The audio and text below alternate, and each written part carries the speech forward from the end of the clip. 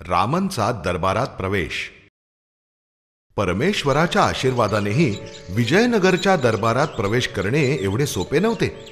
त्यासाठी रामन एका चांगल्या संधीच्या शोधात होता. एक दिवस सकाळी रामनने राजगुरूंना नदीवर आंघोळ करताना पाहिले.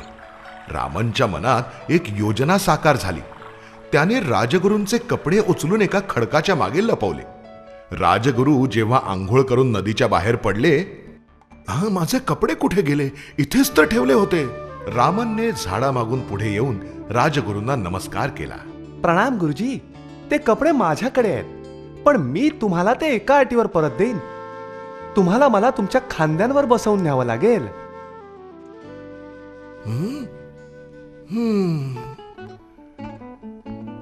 ठीक आहे, मी तुला खांद्यावर बसवून नेईन.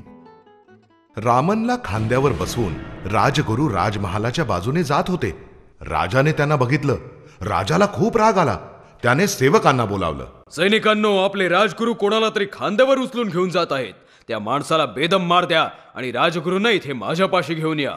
थोडे दूर गेल्यानंतर रामन राजगुरूंच्या खांद्यावरून उतरला.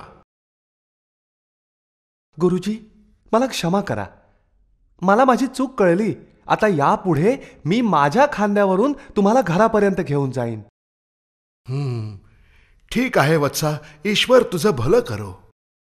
रामनने राजगुरूंना आपल्या खांद्यावर घेतले आणि तो पुढे निघाला. सैनिकांनी जेव्हा त्यांना पाहिले तेव्हा त्यांनी राजगुरूंना खाली ओढून काढले. तुझी हिंमत कशी झाली आमच्या राजगुरूंच्या खांद्यावर बसण्याची? गुरुजी, राजांनी आपल्याला महालात बोलावले आहे.